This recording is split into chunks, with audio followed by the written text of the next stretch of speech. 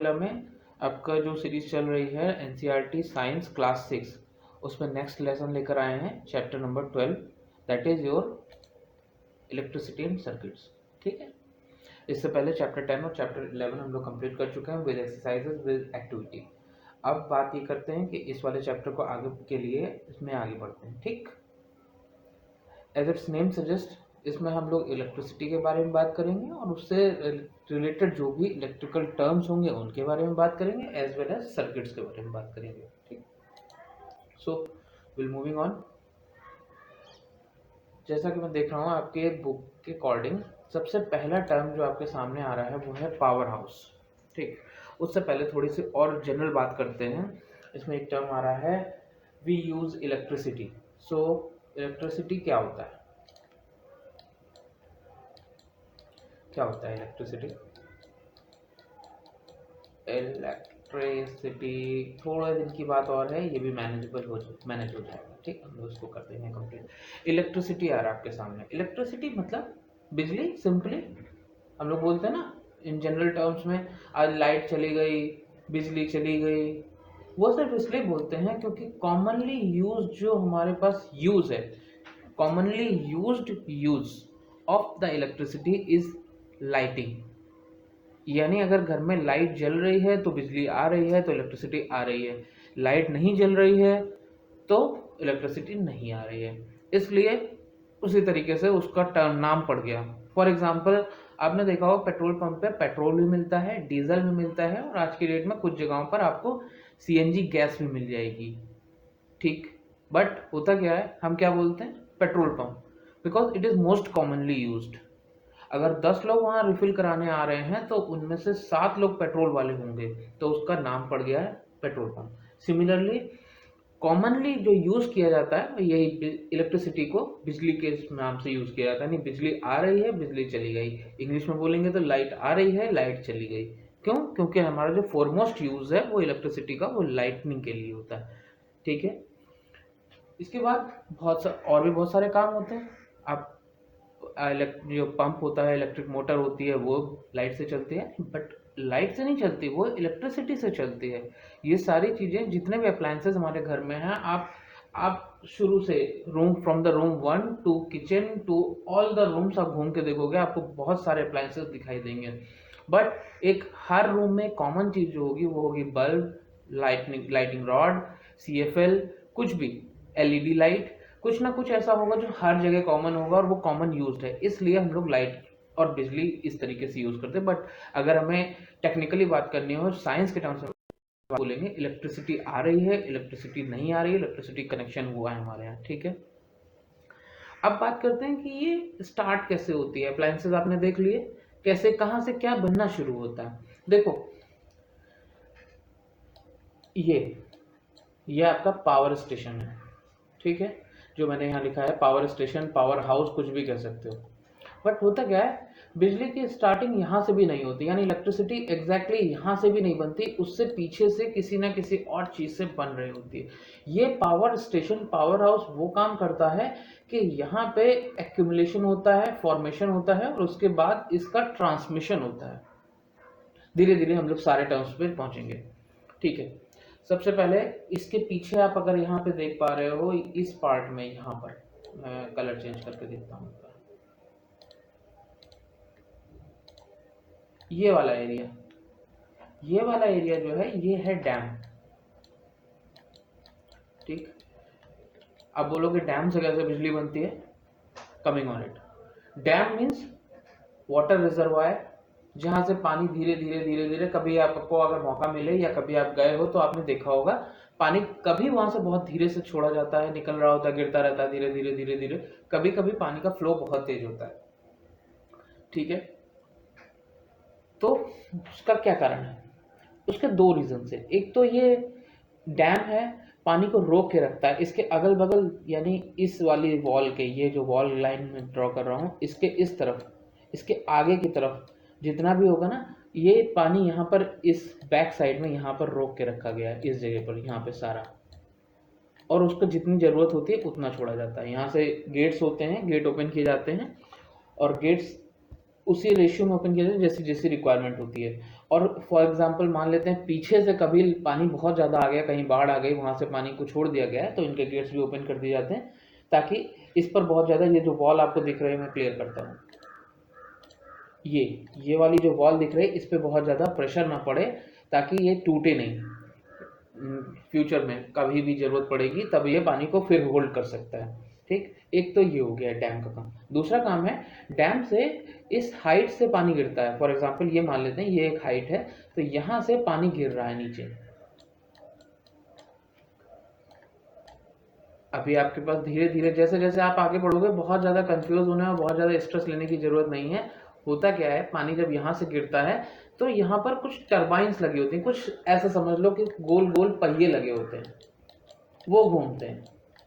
अब ये पानी जब यहाँ से घूमे गिरेगा तो अगर पानी इस वाली जगह पे या इस वाली लाइन पे जो भी इसमें लगा होता है उससे गिरेगा तो ये घूमना शुरू हो जाएगा।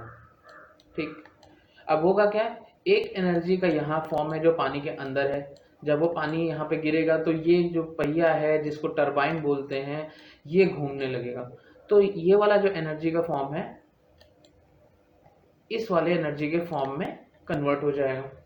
ठीक, जब ये घूमने लगेगा तो ये एनर्जी तीसरे फॉर्म में वहाँ जाके बनने लगेगी, एक्यूमुलेट होने लगेगी, और उसके बाद ये थर्ड फॉर्म, चलो E1 E2 और E3, ये 3 E1 हो गया, M2 हो गया, E3 हो गया। मैं फर्दर एक्सप्लेन कर देता हूँ, थोड़ा सा आपको बता देता हूँ।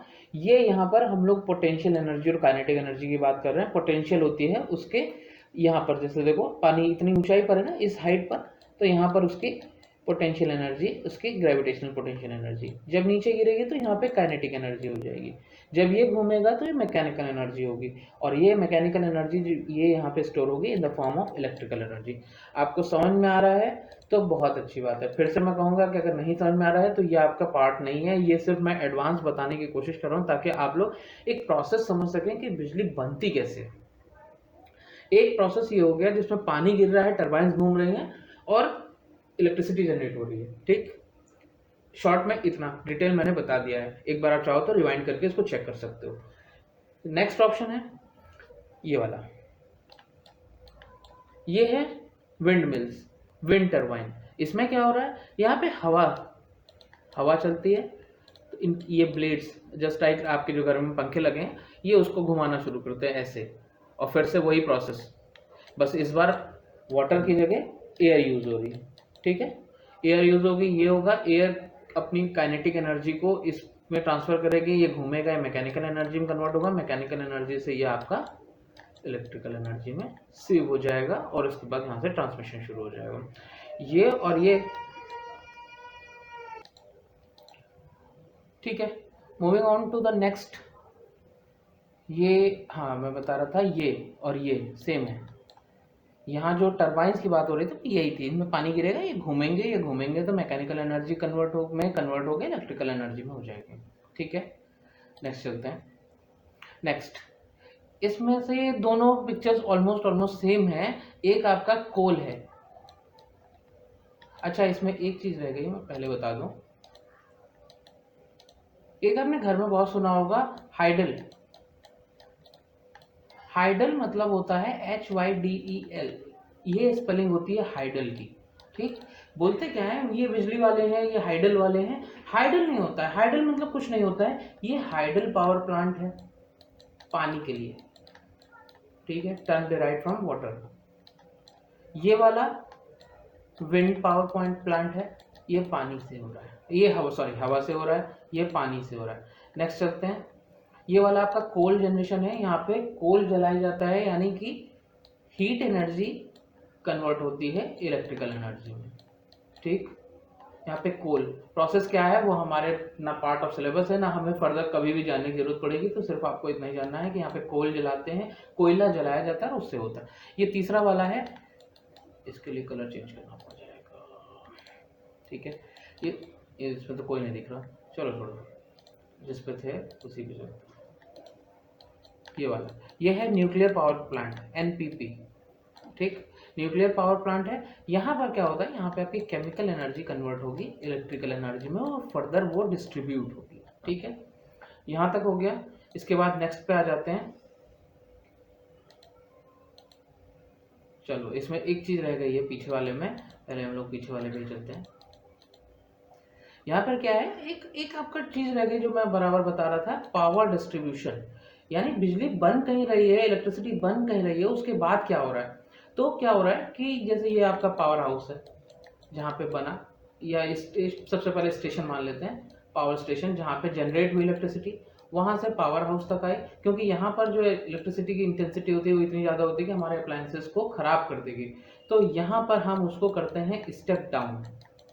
ठीक है, स्टेप डाउन करने के लिए ट्रांसफार्मर होता है।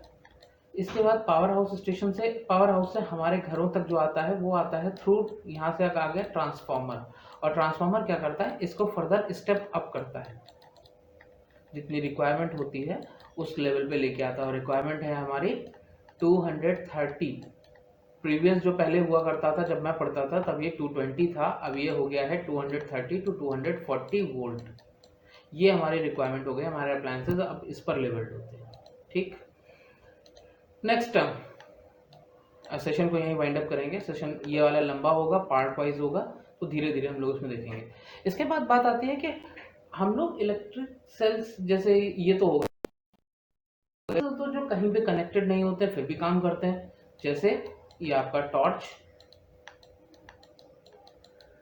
ठीक है, टॉर्च कैसे काम करते हैं, टॉर्च में होता है एक इलेक्ट्रिक सेल,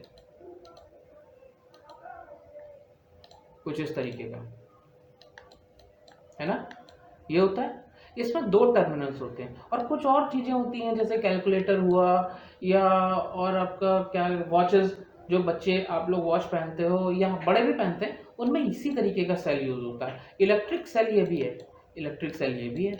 यहाँ पर 2 टर्मिनल्स होते हैं, एक टर्मिनल प्लस में होता है, एक टर्मिनल माइनस में होता है। यहाँ पर भी सेम ऐसा ही होता है, ऊपर वाला जो होता है वो प्लस में। इस बटन सेल को आप पलट के देखोगे तो आपको माइनस दिखाई देगा। ये होते हैं 2 टर्मिनल्स। अब क्या करना है, जो टॉर्च होती है, आज की डेट में रेयरली किसी के घर में टॉर्च मिलेगी, बट अगर मिल रही है तो आप देखोगे, और ये घड़ी, दोनों चीज़ें आपकी एक्टिविटी में बता रहा हूँ आपको, यहाँ पे बुक के एक्टिविटी नहीं है, अलग से। जब भी कभी किसी की घड़ी का सेल खत्म होगा तो आप जाना साथ में उससे, वहाँ पे शॉपकीपर से बोलना जब सेल चेंज हो जाएगा तो ये उससे ले आना, देख लेना, आपको समझ में आ जाएगा ये क्या है। सिमिलरली टॉर्च है, टॉर्च खोलो, कुछ करना नहीं, कोई एक्सपेरिमेंट नहीं करना है यहाँ पे, सिर्फ मैं बता देखने के लिए बोल रहा हूँ। आप सेल निकालोगे तो आपको दिखाई देगा इस तरीके का एक सेल, इस मोटा हो सकता है, छोटा हो सकता है, पतला हो सकता है। और अगर ये वाला सेल आपको कहीं भी देखने को नहीं मिलेगा तो घर में जो वॉचेस होती है ना, वॉल क्लॉक्स, सॉरी वॉचेस में तो ये वाला होगा क्लॉक, वॉल क्लॉक में आपको ये मिल जाएगा, वॉल क्लॉक में ये वाली सेल्स मिल जाएंगी। ठीक है, तो बाजार से क्या करना है, टॉर्च वाला एक सेल लाना, उसको वायर से कनेक्ट, उसको कनेक्ट करना, और यहाँ पर ये वाला सेल आप बाहर से ही तार के थ्रू, जो आपके बुक के एक्टिविटी बुक में फिगर बनी हुई है उसके अकॉर्डिंग इसको कनेक्शन करोगे तो वो ग्लो करने लगेगा। यही है इलेक्ट्रिक सेल। ठीक है, आज का सेशन यहीं वाइंड अप करेंगे, धीरे धीरे हम लोग आगे बढ़ेंगे। जो बताया मैंने पीछे वो आपके आज के लिए नहीं है, वो आपके फ्यूचर के लिए है। आप उसको धीरे से एब्जॉर्ब करने की कोशिश करना। अगर एक बार में समझ में नहीं आ रहा तो 2 बार में देखना, 2 बार में नहीं समझ में आ रहा 3 बार में देखना, और फिर भी अगर कोई पॉइंट अगर रह जाता है तो आप मुझे कमेंट में पूछ सकते हो। ठीक है, बाय।